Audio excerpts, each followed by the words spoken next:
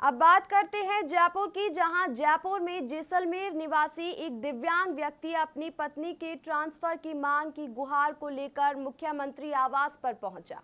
इस दौरान उसने बताया कि उसकी पत्नी भी दिव्यांग है और वो ग्रेड 3 टीचर है, जो अपनी पहली ज्वाइनिंग से ही बांसवाड़ा में पोस्टेड है और जहां करीब 6.5 साल हो चुके हैं। अभी वो बोरखेड़ा सेमलिया की स्कूल में नियुक्त पर है। इन दिव्यांग पति पत्नी के एक 13 महीने की बेटी भी है, जो अपने पिता और दादा दादी से दूर मां के पास रहती है। परिवार चाहता है कि उनकी मासूम बेटी पूरे परिवार के साथ रहे। इन सभी कारणों के चलते इस दिव्यांग ने अपनी टीचर पत्नी की जैसलमेर में ट्रांसफर करने की गुहार लगाई है।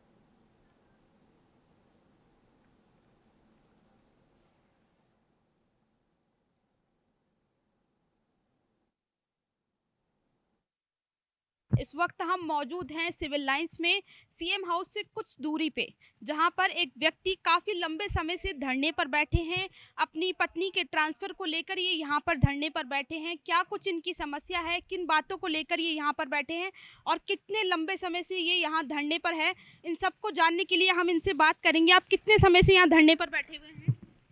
मैं धरने पे नहीं हूँ, लेकिन मांग लेके बैठा हूँ वैसे।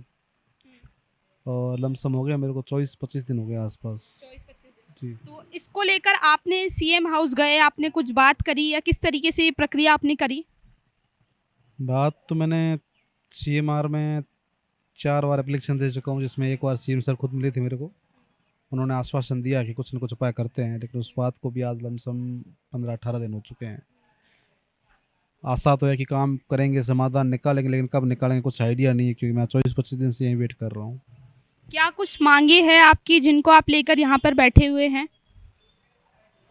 ज़्यादा तो कोई मांग नहीं है, मेरे लिए बहुत बड़ी मांग है, लेकिन सरकार के लिए छोटी सी मांग है। मेरी जो मिसेज है वो 3rd ग्रेड टीचर है और उनकी नियुक्ति है बांसवाड़ा में, जो जैसलमेर से लमसम 700-750 किलोमीटर के आसपास है। और मैं रहता हूँ जैसलमेर, मेरा परिवार पूरा रहता है जैसलमेर। मेरी बच्ची है 14 महीने की, वो भी वहाँ मेरी मिसेज के साथ बांसवाड़ा में रह रही है।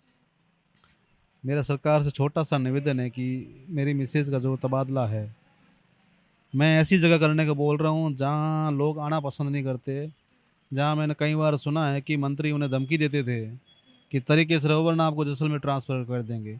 मैं उसी जैसलमेर में अपनी पत्नी का तबादला चाहता हूँ। यही मेरा छोटा सा निवेदन है। इसको लेकर कुछ ज्ञापन वगैरह या कुछ लिखा है आपने? हाँ, मैंने ज्ञापन तो क्या एप्लीकेशन दी है सब जगह। दिखा सकते हैं आपके पास कोई एप्लीकेशन जो आपने लिख के दी हो? जी है, मैंने जो दिया कुमारी जी के लिए रखी है, लेकिन वो थे नहीं मैडम, तो उनको दे नहीं पाई। ये मेरा एप्लीकेशन है जिसमें मैंने सारी डिटेल लिखी है, कौन सी स्कूल में है, कहाँ है, और जैसलमेर में कौन सी स्कूल है खाली है जहाँ टीचर्स की आवश्यकता है। और मेरी जो सारी समस्या है, मेन समस्या क्या है कि हम दोनों हैंडीकैप्ड है। मैं थोड़ा ज़्यादा हूँ, वो थोड़ी कम है, लेकिन है दोनों हैंडीकैप्ड। बच्ची है 14 महीने की। पिछली सरकार ने डेपुटेशन किया था, लेकिन वो सरकार कुछ टाइम बाद चुनाव थे तो डेपुटेशन कैंसिल हो गई, सरकार चेंज होती, जो नियम अनुसार होता है। अभी इसी के चक्कर में इसी इंतज़ार में बैठा हूँ कि अभी आपने सुना होगा जो भी नए वो मुख्य सचिव जी आए ना, वो पिछले 17 सालों से डेपुटेशन पे चल रहे हैं। तो मेरी सरकार से छोटा सा निवेदन है कि मेरे वो ट्रांसफ़र नहीं हो रहे हैं, तो फिलहाल आप डेपुटेशन जी ऑर्डर करके।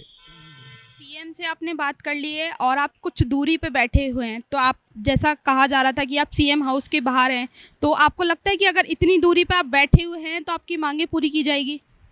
कुछ प्रोटोकॉल होते हैं और मैं किसी के नियम में आड़ी नहीं आ रहा हूँ। मैं पहले वहाँ था, लेकिन वहाँ मुझे पुलिस अधिकारी ने कहा कि यहाँ बैठना अपराध है, यहाँ बैठना अलाउ नहीं है, हमारे कुछ नियम है। तो मैं वहाँ से हट के सामने जो चाय की दुकान आप देख रहे हो बंद है अभी, वहाँ से वो हमारे कुंदन जी गाँव गए तो वहाँ बैठता हूँ। और सभी को, अधिकारियों को, पुलिस अधिकारियों को, और अंदर शायद मैं परसों गया था सोमवार को, तो अंदर अधिकारियों ने भी बोला है कि भाई सीएम साहब की नज़रों में आपका काम और 1-2 दिन में हो जाएगा। अब उसी के इंतज़ार में बैठे हैं हम, 1-2 दिन कब होते हैं देखो। करीब 24 अक्टूबर से आप यहाँ पे बैठे हुए हैं, ठीक है? आज 19 नवंबर हो गई, इतना टाइम हो गया, तो आपको लगता है कि अगर आप इसी तरीके से यहाँ पर बैठे रहेंगे, दिन रात यहीं गुजारेंगे, तो आपकी मांगे पूरी होगी? मैम, रियल बात ऐसी है कि देखो, मैं आप तो देख सकती हूँ मैं हैंडीकैप्ड हूँ, और मैं अपनी स्कूटी से इसीलिए इधर आया हूँ कि मैं कहीं आना जाना हो तो आराम से जा सकूँ वहाँ से।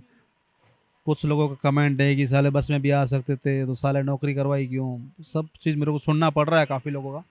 लेकिन बस में आने के बाद मुझे यहाँ आना, कभी उधर जाना, कभी उधर जाना बहुत मुश्किल होता था। वैसा कि सर मैं ज़्यादा चल नहीं सकता हूँ 10 कदम के अलावा, इसीलिए स्कूटी लेके आया था। तब कभी इधर कभी उधर, कभी सचिवालय, कभी मुख्यमंत्री आवास, कभी शिक्षा मंत्री आवास, सब जगह मेरा भागा। सवाल आपसे ये है कि आप 24 अक्टूबर से और आज 19 नवंबर हो गया अभी तक बैठे हुए हो यहाँ पे, और आप काफ़ी सीएम हाउस से काफ़ी दूर बैठे हुए हो, तो ऐसे बैठने से आपकी सरकार मांगे पूरी करेगी?